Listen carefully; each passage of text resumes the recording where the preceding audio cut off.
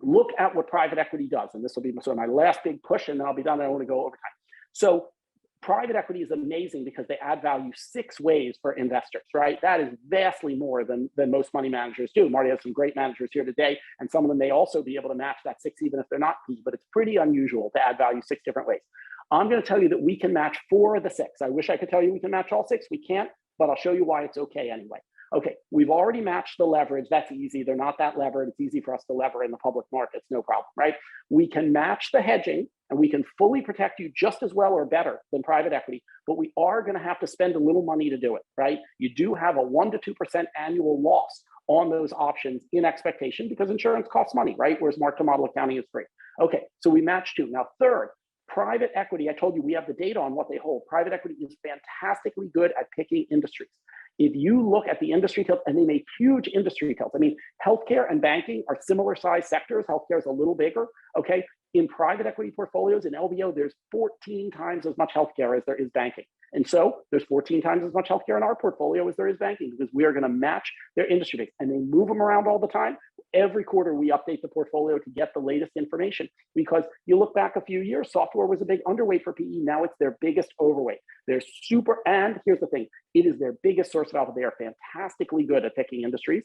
And so we want to copy what they do. I'm not smart enough to figure out what industries will do well, but I'm smart enough to copy off of the test of the guy sitting next to me, which is the private equity industry. And so by having access to that data, we capture their biggest source of alpha. We also capture their second biggest source of alpha, and that is being in those LBO-able companies. I wrote a paper, I can't even believe this was true, 27 years ago. I can't believe I'm that old.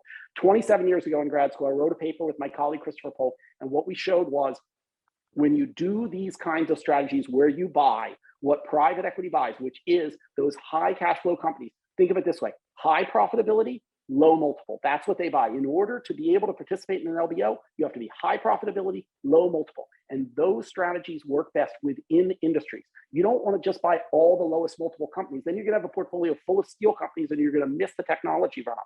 You want to have the high profit, low multiple tech companies and also high profit, low multiple energy companies and also high profit, low multiple consumer companies and everything else. And that's what we do. And that's what private equity does too. So we're going to match their industries. And then within each industry, we're going to match the kind of companies they buy. We're going to match those LBO-able companies, okay? And so we've matched the 2 biggest sources of alpha. What can't we match? We can't match the fact that they can trade on inside information, that they're allowed to know all the company's secrets as a private equity investor before they go and bid on a company. They can get in and spend 6 months with the CEO. No one's going to tell us the secrets of public companies. And if they ever did, we wouldn't be allowed to trade on that information. So we're not going to know that. And look, I've been sending my best students off to these LBO firms for 25 years. It's arguably the best job on Wall Street. They make crazy money. They're super smart. They're super hardworking. And when they get into these companies, they make massive improvements to them. They really make the companies better. They implement best practices. They take local companies, national or global. They do roll-ups of industries and reduce competition and increase profit margins. So they're awesome at that. And we're just buying little slivers of each of hundreds of different companies. So we can't make those changes. So that's going to put us behind them. Now, what's on the other side of the balance scale that enables us to match the average performance of PE, which we do, right? Number one, they have to, the industry is super competitive. There are so many smart people doing private equity now that when a deal is, there's a potential deal, they hire an investment banker, the owners of the company, the target company, hire a banker, and they run a process. They get an auction going, you get a bidding war, winner's curse, and the typical control premium paid is over 30%. And once Randy, we have 2 minutes. 2 minutes is perfect. That is exactly what I need. Thank you.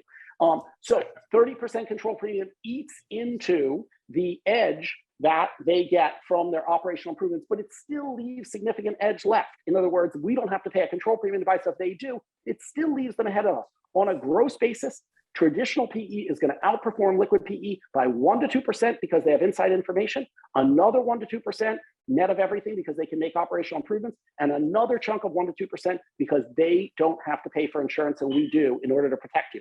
That puts us 3 to 6% behind them on a gross basis. But those are the key words that I mentioned. My former students make a lot of money doing this.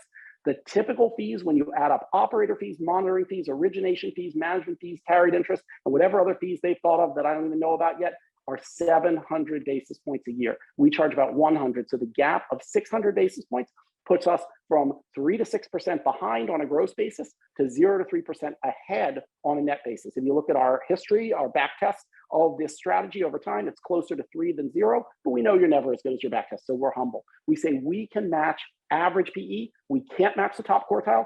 Don't fire your PE managers to put it in liquid PE. That would be a mistake. But around the edges of your PE portfolio, we're here to help as a tool in the toolbox. Or if you cannot access PE, you can invest in liquid PE, and it's a great alternative. Or if you have a bunch of money in bonds as part of a 60-40 portfolio, they are not reducing your risk the way they have historically. We can jump in and make a difference. And